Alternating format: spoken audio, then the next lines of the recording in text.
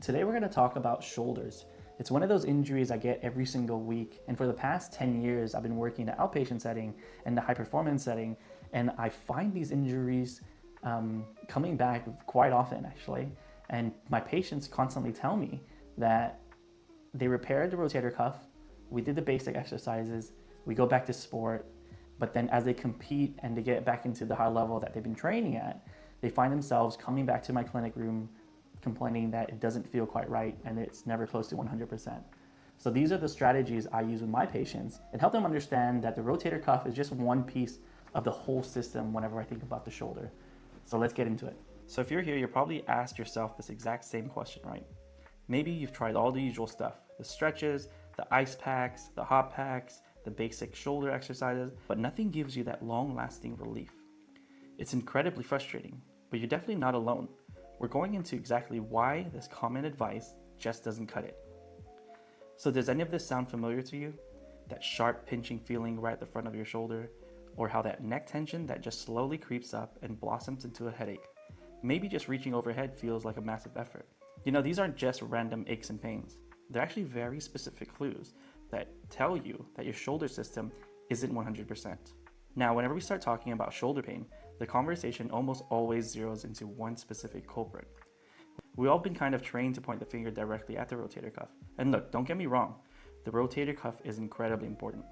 It's the little team of 4 small muscles, and their main job is to keep that ball and socket joint stable. But because they're right there at the scene of the crime, they end up taking all the blame. Focusing only on them is kind of like interviewing one witness and calling the case closed. So this is where we need a major shift in our thinking, and we need to step back and start asking a much better question. Why did the cuff get overloaded in the first place? Because let's be real, a healthy rotator cuff doesn't just get angry for no reason.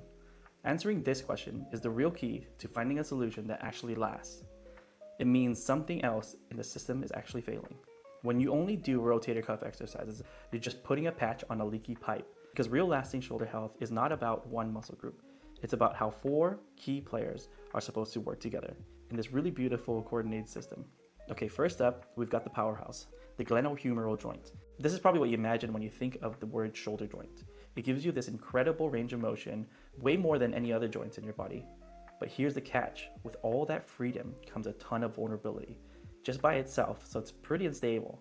Next, we have the foundation, your scapula, or your shoulder blade. Think of this as the solid, stable platform that your arm moves around. Now, if the platform is wobbly, or doesn't move the way that you want to, or it's supposed to, then what happens?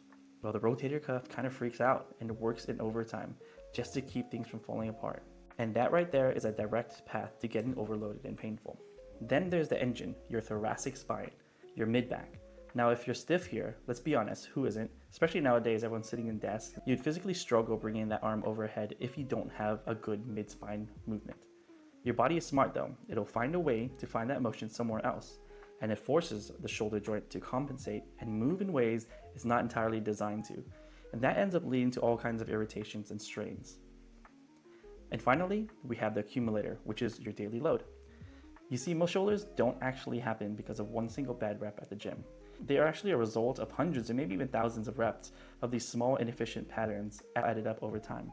Think of a boxer throwing all these punches, or a parent even lifting their toddler 100 times a day. When those patterns are inefficient over time, they just slowly start to wear down the whole system, which is really annoying. Now that we've met all the players and we can understand the problem, what can we actually do about it?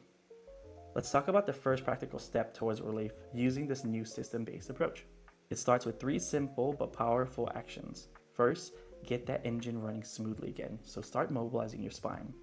Second, you got to solidify that foundation. Strengthening your scapular stabilizers is key. Third, you just simply need to start paying attention. Start noticing your patterns, your postures, and how you move throughout the day, because that volume adds up.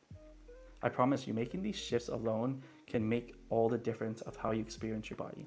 So if there's one thing you take away from all of this, let it be this right here. Your shoulder does not fail because one part is weak. It fails because the entire team, the entire system is not communicating and working together properly. The pain you feel in your rotator cuff is just an alarm bell giving you a bit of a warning to tell you something is not quite optimal. And by thinking about the system, how can we elevate the capacity of each of these systems for us to have better quality movement? And that leaves us with one final question to think about. When you really consider your posture, how you move, how you train, is your shoulder system actually set up for success? Or is it fighting an uphill battle every single day?